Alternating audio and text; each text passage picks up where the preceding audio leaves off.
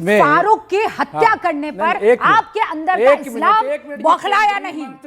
बौखलाया नहीं मुमताज भाई? लिया रूबिका जी, दोनों को आप पैरेलल खड़ा कर रही हैं। बिल्कुल पैरेलल को मैं नहीं खड़ा कर सकती है फारूक। आप जर्नलिस्ट हैं मुमताज भाई, हैवान है फारूक। मैं अगर आप मुझे बिल्कुल बिल्कुल गलत बात अभी है। ठीक थी एक हालत करके बैठा हुआ है, कह रहा है दिखाना पड़ेगा। मैं आपसे कह रही हूं और नोच मैं कह रही हूं आपको नोच लेने में हाँ। और दिखाने में फर्क नहीं है। अच्छा वो दिखाइए, वो महिला, वो मुरादाबाद वाला दिखाइए, नहीं शख्स को दिखाइए मुरादाबाद की तस्वीर कि हटा दीजिए, मुरादाबाद की तस्वीर दिखाइए। मुमताज भाई रुकिए, वो तस्वीर दिखाइए ना, मुरादाबाद की तस्वीर दिखाइए please, put it on screen right now.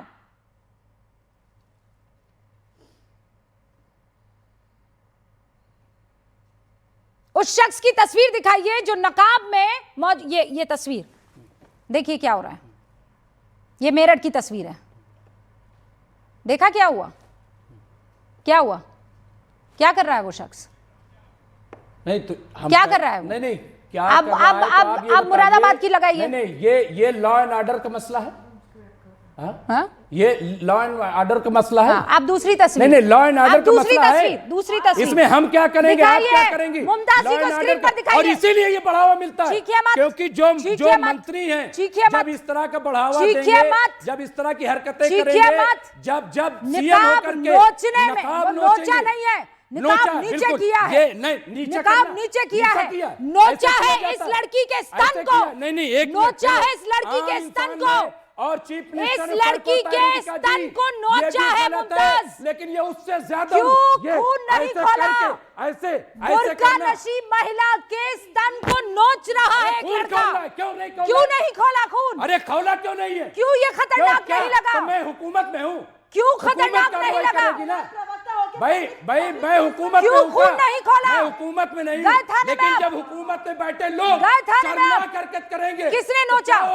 कौन, किसने नोचा? कौन है, जानते हैं कौन है, किसने नोचा है? नहीं हमें क्या पता कौन है, ये तो लोग हैं।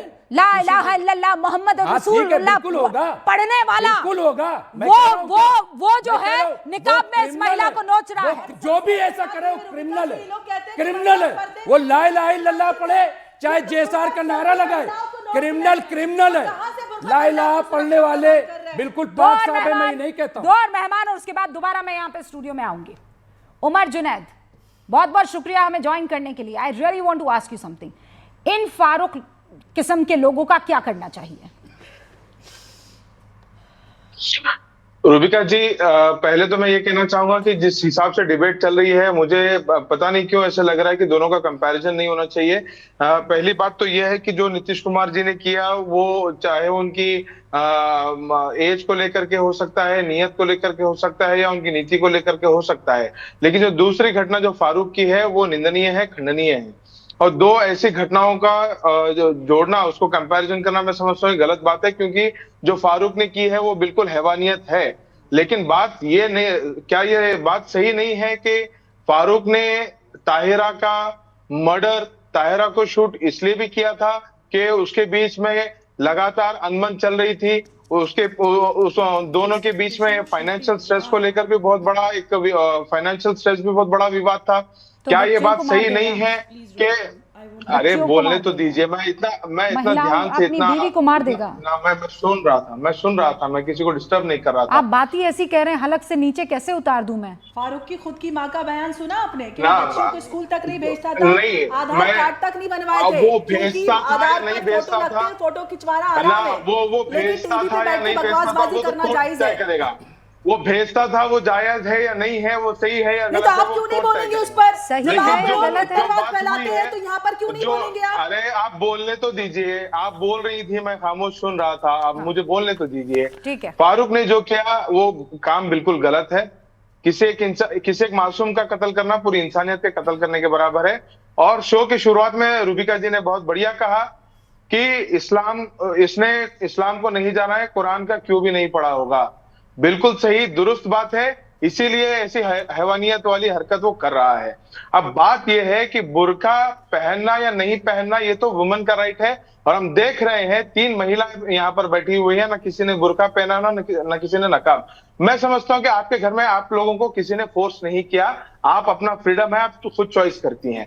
तो ये बताइए, इस्लाम में बुर्का पहनने पर जबरदस्ती किसने की?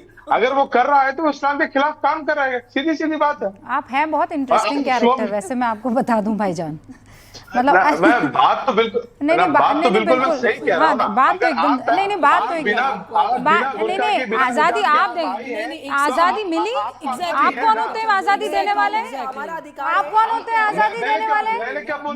हम महिलाओं ने, सुनिए एक सेकंड, उमर जुनैद साहब रुकिए एक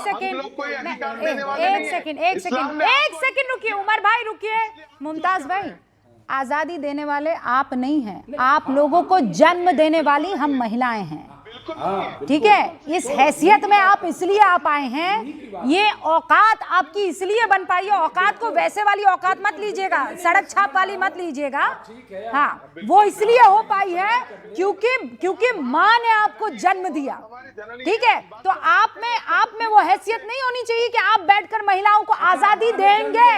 हाँ, नहीं बिल्कुल बाप ने पाला है, लेकिन बाप को भी जन्म जो है माँ ने ही दिया है। तो आप ये हाँ, तो ये आजादी नहीं देगा, कोई नहीं देगा, आजादी देने वाला कोई नहीं होता है।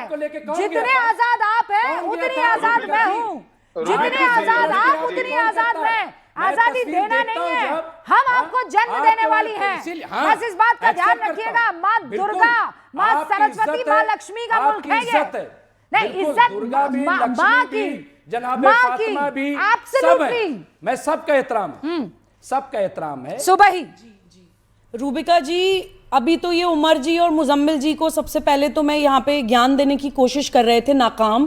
पहली बात तो ये कि यहाँ पे जो भी 3 पढ़ी लिखी और स्पष्ट तौर पे बोलने वाली मुस्लिम महिलाएं बैठी हैं, उन मुस्लिम महिलाओं के जो सरपरस्त, जो वालिद हैं और रहे हैं, वो लिबरल माइंड के रहे हैं, वो रोशन दिमाग मुसलमान रहे हैं। उन्होंने हमारे दिमाग को बांधने की कोशिश नहीं करी, हमें बुरके में लपेटा नहीं, हमारे हाथ में किताबें दी, हमें तालीम दी, इसलिए आज हम यहाँ पे हक की बात अपने मुसलमान बहनों की कर पाते हैं। रूबिका जी एक दोहरा चरित्र, रूबिका जी एक दोहरा चरित्र, जस्ट 10 सेकेंड प्लीज।